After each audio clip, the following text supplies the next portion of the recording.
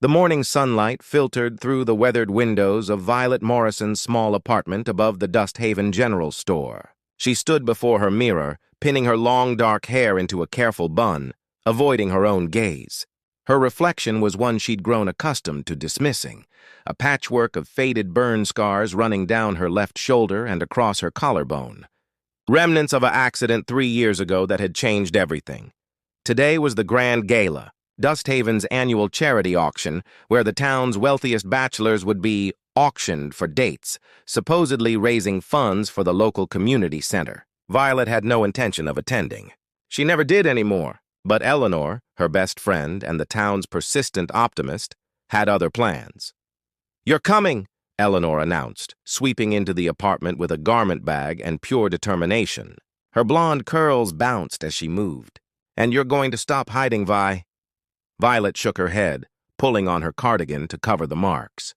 "Eleanor, please. Those women will be there. The Caldwell daughters, the mayor's niece. Exactly. And they'll see what I see. A brilliant, funny, kind woman who has so much to offer." Eleanor laid out a stunning emerald dress on the bed. "This dress makes your eyes luminous. You're wearing it." The gala hall glittered with chandeliers and gilt decorations. Dust Haven's elite mingled over champagne, their laughter crystalline and sharp. Violet clutched her clutch, feeling exposed in the emerald gown despite its conservative neckline. Eleanor had somehow convinced her to leave her scars visible. No concealing makeup, no careful layering. The auction began. One by one, the town's eligible bachelors stepped onto the platform. The Caldwell brothers went for $5,000 to giggling debutantes. The mayor's son fetched $3,000. Then Mayor Sterling Vance took the microphone, his silver-tongued charm on full display. "Ladies, gentlemen," he announced, "we have a special guest tonight. A newcomer to Dust Haven who's here to invest in our town's future. Please welcome Marcus Chen, owner of the Chen Ranching and Development Company." The crowd stirred with interest. Marcus walked onto the stage, tall, with sharp features, intelligent dark eyes, and an air of quiet confidence that had nothing to do with arrogance. He wore a charcoal suit impeccably tailored. He wasn't traditionally handsome in the way Dust Haven preferred, but there was something magnetic about him. "Mr. Chen," Vance continued, "will be auctioning his time for the evening. Shall we start the bidding?" The mayor's niece immediately bid $15,000. Other women joined in, voices escalating. Violet found herself watching Marcus instead of the spectacle. He looked uncomfortable, as if he'd been railroaded into this. His eyes scanned the room with mild detachment until they landed on her in the back corner. For just a moment, his expression shifted. Curiosity, perhaps recognition of a fellow outsider. Then his gaze moved on, and Violet felt inexplicably disappointed. The bidding reached $25,000 when Marcus raised his hand. The room fell silent. "I'd like to make a proposal," he said, his voice steady and measured. "Instead of selling my time to the highest bidder, I'd like to choose my own companion for the evening. Someone in this room that no one else bid for. Someone overlooked." He paused, letting the words settle. "The real tragedy isn't what we lack in this town. It's what we fail to see in front of us." Violet's heart raced. "Surely not. The woman in the emerald dress," Marcus continued, pointing directly at her. "The one standing alone. Would you join me?" The room erupted. Shocked silence fractured into whispers, then gasps. Violet saw the Caldwell girls exchange scandalized looks. The mayor's face darkened. Eleanor grabbed her arm, squeezing hard enough to hurt. "Go!" Eleanor whispered urgently. "Go right now." Violet felt every eye in the room as she moved toward the stage. Her scars felt like neon signs. She climbed the steps with shaking legs, fully expecting laughter, mockery, some cruel punchline to follow. Instead, Marcus extended his hand. When she took it, his grip was warm and steady. "I'm Marcus," he said quietly, "only for her." "Violet," she managed. "It's a pleasure to meet you, Violet. Would you like to get out of here?" They walked out of the gala into the cool Montana night. Outside, Violet found her voice. "Why did you do that?" Marcus leaned against the porch railing, looking back at the golden light spilling from the windows. "Because I've spent my life in rooms like that, watching people with perfect appearances and hollow hearts.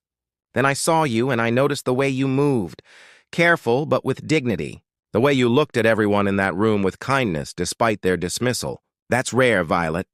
"You don't know me," she said, but her voice wavered. "No," he agreed, "but I'd like to."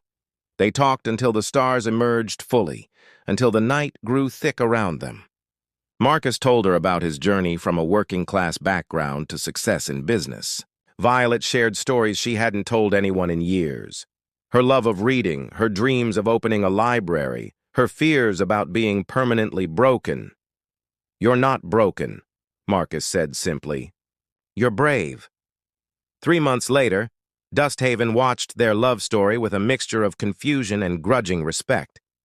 The woman with the scars and the mysterious outsider challenged everything the town believed about worthiness and beauty. When Marcus proposed under the stars at Dusthaven Ranch, the town's gossip networks worked overtime. But Violet only smiled, looking at the man who had seen her completely and chose her anyway. Standing tall against the tide. 6 months had passed since that fateful gala, and Violet Morrison, soon to be Violet Chen, had become the center of Dusthaven's most controversial romance. The planning of their wedding had divided the small community in ways that surprised even Eleanor with her optimistic nature. Some embraced the love story. Others clung fiercely to their prejudices. The Caldwell family proved to be the most vocal opposition. The Caldwell matriarch, Margaret, had made it her personal mission to convince Marcus that he was making a terrible mistake. She'd approached him at the general store just 2 weeks before the wedding, her designer heels clicking against the wooden floor. "Mr. Chen," she'd said with her practiced smile, "surely you understand what you're throwing away by marrying someone like her. Her family background, those scars. Darling, you could have anyone in this state." Marcus had looked at her coolly.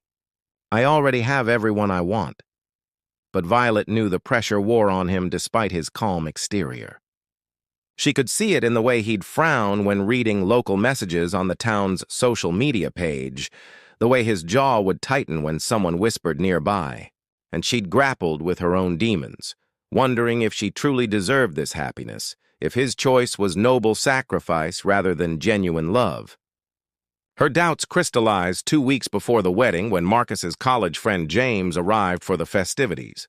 James was undeniably handsome, the kind of conventionally perfect man that made heads turn.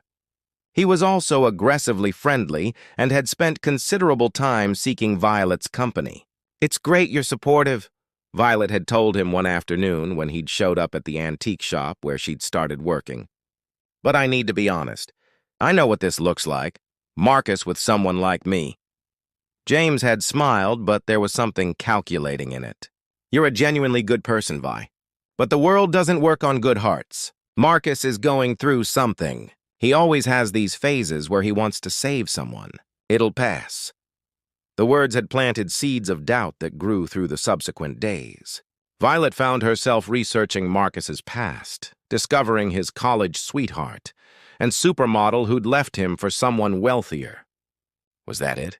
Was she his rebound, his attempt to prove something to himself? The night before the wedding, Violet couldn't sleep. She sat in the small house Marcus had renovated for them, looking at the guest list for tomorrow. She thought about standing in front of all those people, all that judgment. What if James was right? She made a decision that felt both cowardly and necessary. She wrote a letter, packed a bag, and left before dawn, catching a bus to the neighboring town. She rented a motel room and paid in cash, switching off her phone. What she didn't expect was for Marcus to find her. He arrived at the motel just as afternoon light was slanting through the windows. He didn't look angry. Instead, he looked devastated, his carefully composed exterior shattered. "James told me what he said to you," Marcus said quietly, standing in the doorway. "Violet, that man is a snake.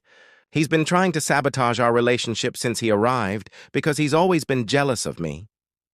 "He said you had phases," Violet whispered, not meeting his eyes. "Yes," Marcus said, and she finally looked at him. "I did have phases. Phases where I tried to prove something through choosing what others rejected, through being different. But Violet, that's not what this is. That's not what you are." He stepped closer, sitting on the edge of the bed. "Do you want to know what I actually see when I look at you? I see a woman who's been told repeatedly that she's not enough, and somehow she's still kind. That's not a phase. That's not rescue. That's love for the strongest person I know." Marcus took her hand. Every single person at that gala could have been standing there instead of you, and it would have meant nothing. Because what drew me to you wasn't rebellion. It wasn't trying to prove a point. It was seeing someone real. Violet's tears fell silently. What if I'm not strong enough for this? For all of it? You've been strong enough your whole life, Marcus said gently. The difference is, now you don't have to be strong alone. They returned to Dust Haven that evening. The wedding was postponed just one day, which the town interpreted various ways. But when Violet walked down the aisle the next morning, her scars fully visible, her emerald dress gleaming, her chin held high, something shifted in the room. Marcus stood at the altar, watching her with such clear love and pride that several hardened hearts in the audience found themselves softening. The reception was held at Dust Haven Ranch, and in a moment that would become local legend, Violet did something unexpected. She stood and asked for the microphone. "Some of you wonder why Marcus chose me," she began, her voice steady. "The truth is I wondered too, but not anymore. He chose me because he saw me. Not as a project, not as someone to rescue, but as someone worthy of love exactly as I am. And I learned something profound from that choice. We live in a world that constantly tells us our worth is determined by appearance or perfection or fitting into a mold. But love, real love, doesn't work that way." She looked at Marcus, then back at the crowd. "Marcus didn't have to be brave to choose me, but you all have to be brave to accept that choice, to accept that worth isn't visible, that beauty isn't singular, that love doesn't ask permission from town gossip or tradition." She smiled softly. "Thank you for coming, and thank you for reminding me that sometimes the greatest love stories are the ones that challenge us to see differently." As the evening progressed, something remarkable happened. The Caldwell daughters actually approached Violet to congratulate her. Even stern Margaret offered a handshake and what might have been genuine respect. The mayor still looked uncomfortable, but even he managed civility. Later, as Marcus and Violet danced under the stars in the ranch yard, the same sky that had witnessed their first real conversation, Violet rested her head against his chest. "I'm sorry I doubted us," she whispered. "Never apologize for being human," he replied. "But Violet, let me tell you something. You were already whole before you met me. You didn't need me to complete you. You needed someone to recognize what was already there." And as the Montana night embraced them, Violet understood something fundamental. The real revolution wasn't about being chosen. It was about choosing herself first, her value, her worth, her right to love and be loved. Everything else simply followed. The couple who defied Dust Haven's expectations became the town's unlikely inspiration, and Violet Morrison Chen learned that the greatest love story isn't about being saved. It's about being seen, and then choosing to shine.